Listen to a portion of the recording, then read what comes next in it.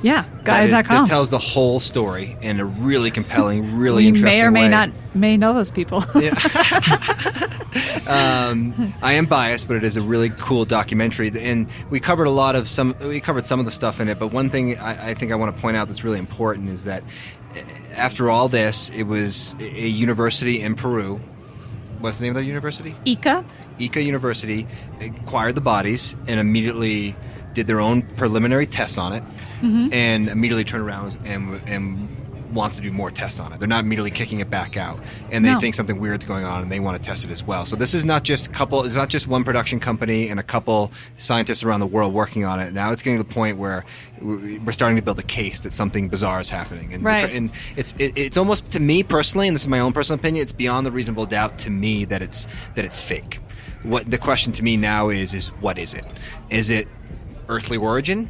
Is it not earthly origin? I think either way, it's equally as fascinating. There's something else going on here, because we know now there was pygmies, there was all these different races of humans, that bigger, smaller, all around the world, that it could be just an offshoot that's really fascinating. But I just thought it was really cool that the university was keeping the bodies and taking the next steps with it. So, and it was a battle to get it them to just look at it, even, right? To even get to that stage, because I get partly where it was coming from, where they didn't want to encourage grave robbers. Which is understandable.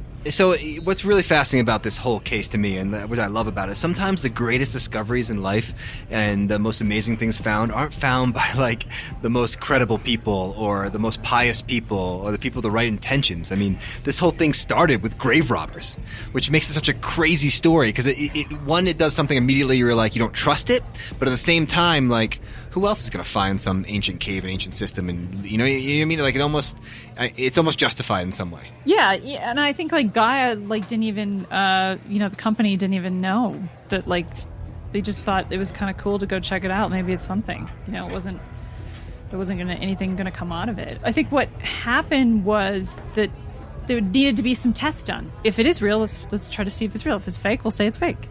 Yeah. But then Snopes says it's fake, by the way. Right. But I think I think like the whole point was to get it. We'll get back to that. Yeah, I'll get into that. Yeah, they do say it's fake. The thing was to always get into the government's hands, and at all times the Ministry of Culture wanted nothing to do with it. They wouldn't even return calls. They wouldn't return emails. We have proof of that. Like, it's just, it's ridiculous. And then we finally got a government official to give us a hearing at Parliament, in which all the scientists showed up and showed all the evidence to government officials and, of course, the Ministry of Culture.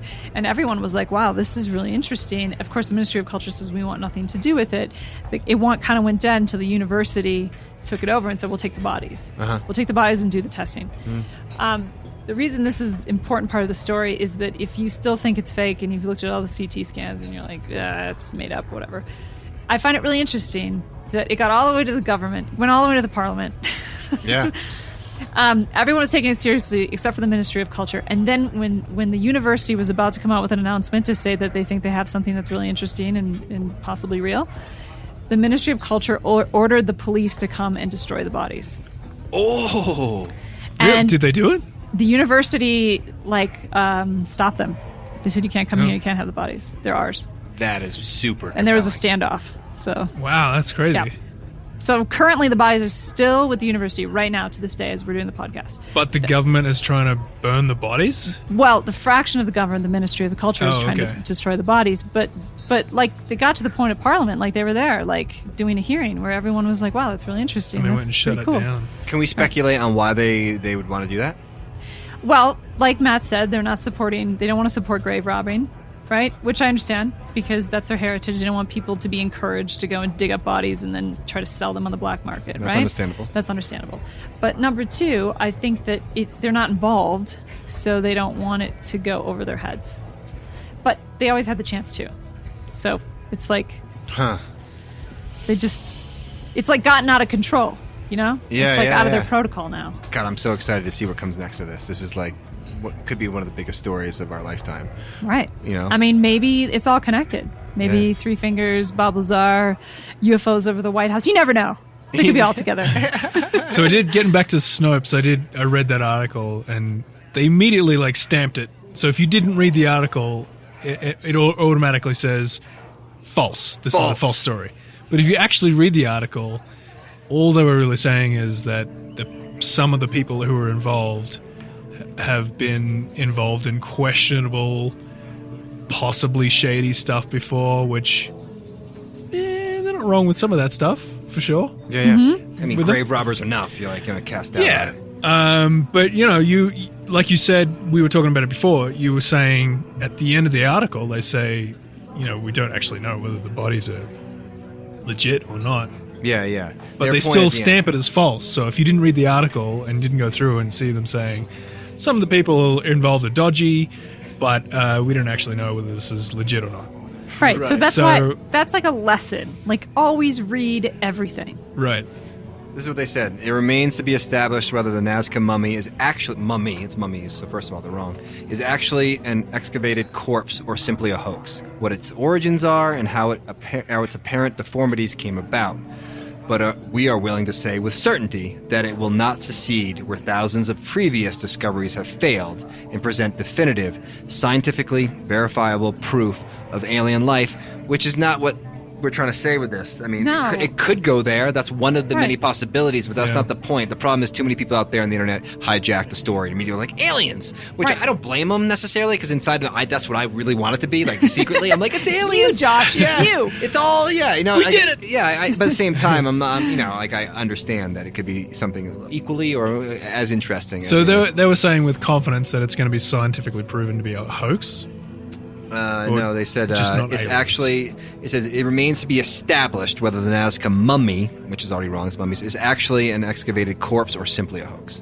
Yeah. So they think it's either a corpse or a hoax. I mean, whatever. They didn't do any research. They're based on their information off it doesn't matter if we really discovered an alien or like if we have an ET on this podcast. Like, no one's. It doesn't matter if it's actually real. It's just people that want to say it's fake, right? Right. Yeah. Right. But that's not the point. The point is that something was discovered. You can't prove that it's not real.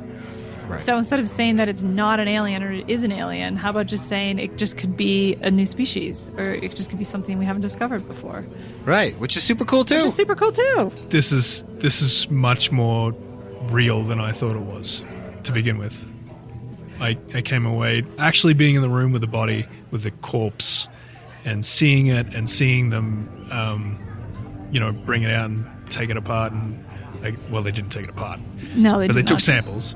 But it was real.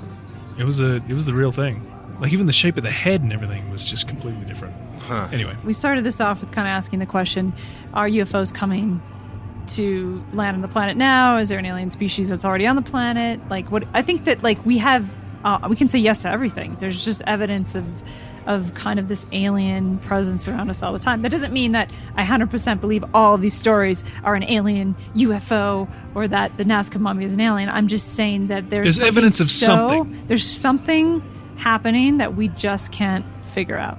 Right. Yeah, and that's okay. I like that. Agreed. Because then we have more podcasts to do. Yes. That's right. Yeah, if aliens just showed up, what would happen to us? Yeah, I know. We have nothing to do. Damn it. Crap. All right, guys. Have a good night. Thanks for joining Cosmic Cantina. We're out.